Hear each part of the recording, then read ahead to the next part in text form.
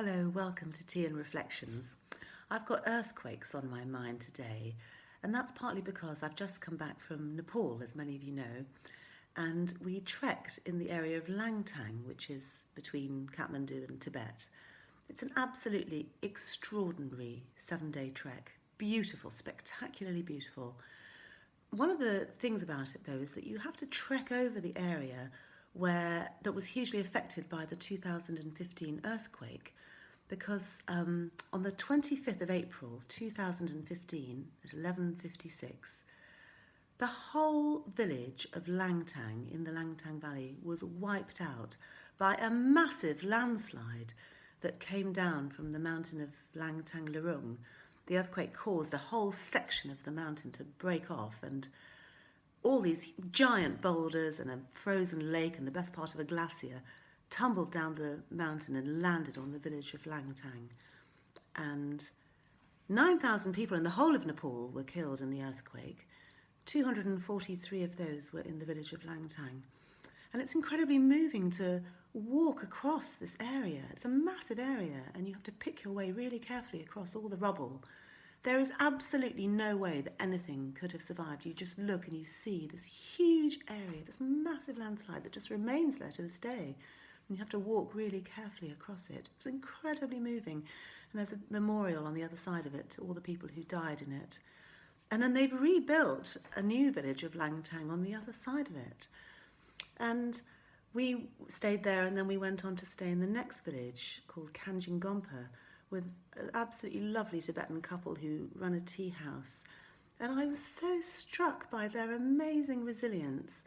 This man who runs this little tea house, his brother was killed in the earthquake, so he's now bringing up his brother's children as well as his own children. His cousin has also had to move into the house. He's just caring for lots of people as a result of the earthquake, and he also does the mountain rescue for the area.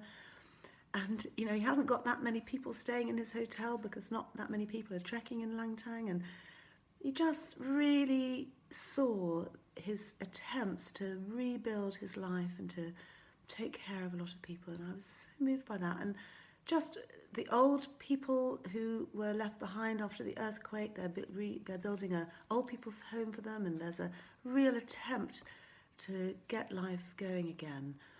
And I want to just raise my tea mug to the people of the Langtang Valley for their incredible resilience and determination to go on living life even after that terrible catastrophe. And I also just want to tell you about somebody else I know who was in the Nepal earthquake in 2015. This is a sort of related story because it's also about resilience. She's called Mahima, and she also did the same coaching training that I've done, where she learned, as I have learned, that life is much more inside out than outside in. It's not that we're the victim of circumstances. It's much more the case that we are creating our experience moment to moment by our thoughts. And Mahima knew that this was the case, that she could never be a victim of anything that happened to her from the outside. But you would have thought that actually, if anything was an outside experience that could affect your happiness, it's an earthquake. And extraordinarily, she was in Nepal when the earthquake happened. And she says that in that moment of when she realised the earthquake was happening, although she knew she might physically die, she absolutely knew in that moment that nothing could psychologically harm her. And that's an incredible thing to say, isn't it, in the middle of an earthquake? And the result was that she was calm and she was able to be of assistance to all of those around her who were in terrible crisis.